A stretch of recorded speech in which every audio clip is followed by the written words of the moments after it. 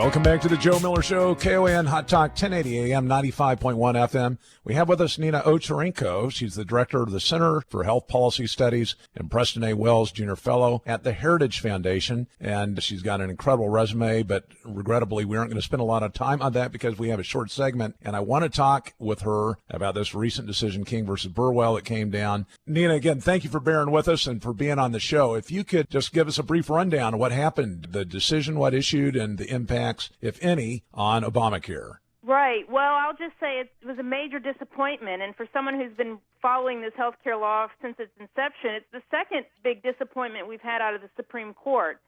In essence, the Supreme Court decided to uphold the administration's rewriting of the health care law yet again. And I think that that's a real blow, setting aside the health care, just to the rule of law and the authority that this administration is now wielding on rewriting laws and regulations the way they want to interpret them. As the part to Obamacare, despite the decision and despite it being seen as a victory by this administration, it does nothing to fix Obamacare. As a matter of fact, Obamacare is still just as unworkable, unaffordable, unfair, and unpopular as it ever has been. And nothing in this court decision is actually going to change that trajectory moving forward. So here's what I don't understand. We had a guest on a couple of days ago that talked about the anticipated decision. I mean, it was her view that it was very likely the Supreme Court was going to strike down the subsidy provisions because of the clear language of the law. If you didn't have a state exchange, obviously the subsidies wouldn't apply according to that language. And I know you aren't on the legal side of it, but can you give us a brief rundown on how the court actually justified allowing the subsidies for non-state exchange states? Well, in essence, they tried to decide that, looking at the bill as a whole or the law as a whole, of course you wouldn't not allow subsidies to be extended. But we've seen already from quotes from and video from Jonathan Gruber, one of the architects of the health care law, that no, if a state didn't set up an exchange, they wouldn't get subsidies to go through their through to the individuals in their state.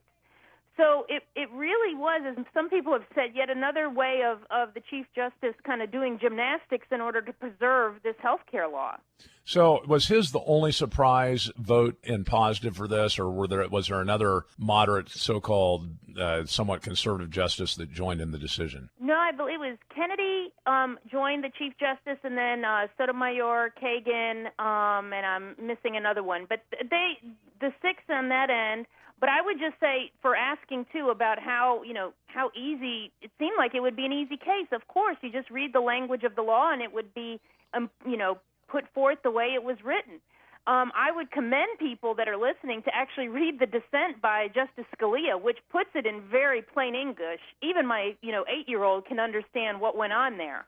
So I highly recommend that. It really puts into context how the majority in this case really did try to do gymnastics to keep Obamacare alive yet again.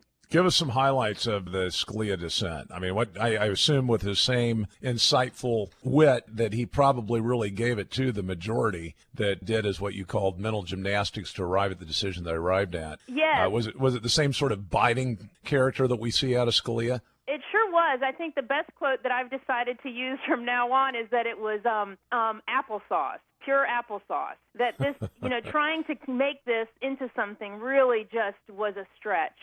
But, I mean, again, like I said, even though this ruling happened, it affected, individuals in 34 states that decided not to set up a state exchange on purpose. They didn't do this without knowing. They consciously decided not to allow these exchanges in their states.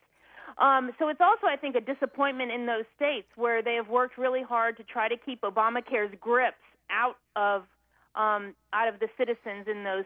But it's, again, not going to change the direction of this health care law. As you know, we just heard recently that premiums are going to increase by some double digits, according to insurers, for next year. And we just had in April, 2/3 of those according to H&R Block, had to repay subsidies. So this is not going any better as the years come. And I think the administration trying to paper over this as a victory kind of forgets the big picture, which is this is heading in the wrong direction, which is why the majority of Americans continue to oppose it.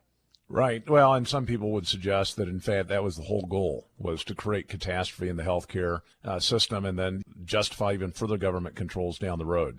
It's just an absolute catastrophe, and it's a huge disappointment that John Roberts, again, did the wrong thing, although at 6-3, even if he had gone to the other side, it would have been 5-4. So just a mess at the high court right now, and I'm sure we're going to see some other messy decisions coming out in the not-so-distant future. Of course, the other side of this, it's not just maybe a win for Obama, maybe a loss for those opposing Obamacare. It's also a loss for states' rights, isn't it? Absolutely. And I think this is why now, more than ever, really Congress and the states and those that have been concerned about the direction that this health care law is taking the country really need to rally back and keep our eye on the end goal, which is really to repeal this health care law. There's no way to fix this. The Supreme Court can't fix it.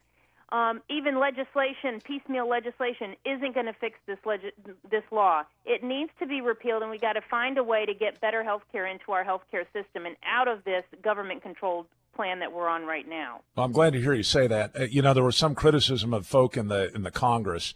I think Gosar actually came up with a plan in anticipation of a different outcome of this case that really would have made some inroads into bringing us away from Obamacare, even though it wasn't a repeal. My position has always been repeal it, get rid of it. We've got to do it. And yes, it's going to create disruption. There's no doubt about it. But if we continue down this road, it's going to be utter catastrophe for this country and the healthcare realm. So keep up the good work in that and keep the pressure on the legislators to make sure that they don't forget that's what the people want. Thank you so much for your time. Well, I appreciate it, Nina. Thanks again. Heritage Foundation talking about the breaking landmark ruling on Obamacare, King versus Burwell. Again, the court went the wrong direction on that. Chief Justice John Roberts sided with the court's liberal wing and resuscitating Obamacare, allowing the subsidies even in states where there aren't exchanges. Another activist opinion, much to the surprise of a number of observers, although I guess as we look at Roberts' most recent jurisprudence, not much of a surprise when it comes to his decisions. Anyway, stay with us, The Joe Miller Show. Thanks again to Nina for being on the program.